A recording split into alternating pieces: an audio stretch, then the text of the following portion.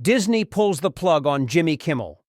Freedom of speech does not equal freedom from consequences. Folks, here's the truth.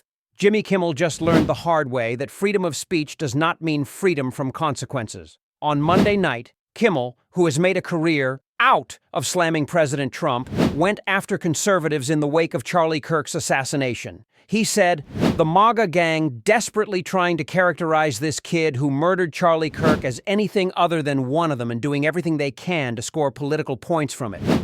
In between the finger pointing, there was grieving. Think about that. A conservative leader gunned down families and friends in mourning, and Kimmel's response is to smear millions of Americans while calling the alleged assassin a kid. Let's get it straight. This wasn't a kid.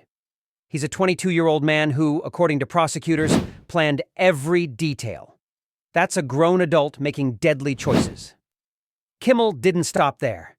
He mocked President Trump's mourning, saying it looked like how a 4-year-old mourns a goldfish.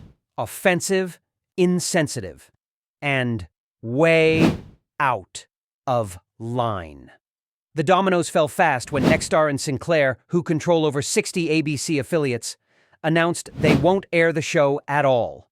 Now, ABC says Jimmy Kimmel Live will be preempted indefinitely. Disney is monitoring the situation, and sources told the Wall Street Journal the company sees a path to the show potentially returning in the next several days.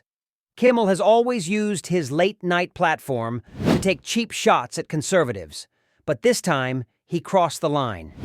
Even his bosses admit his remarks were offensive and insensitive at a critical time in our national political discourse. And let's not forget, just last year, ABC paid $15 million to settle a defamation lawsuit involving Trump. Kimmel's ratings are slipping. His show costs a fortune, and he's driving away viewers, advertisers, and Disney Plus subscribers. At what point does Disney say enough is enough? Bottom line, Jimmy Kimmel isn't just a bad investment. He's a liability. Disney needs to decide whether keeping him on the air is worth the cost to their brand and their bottom line.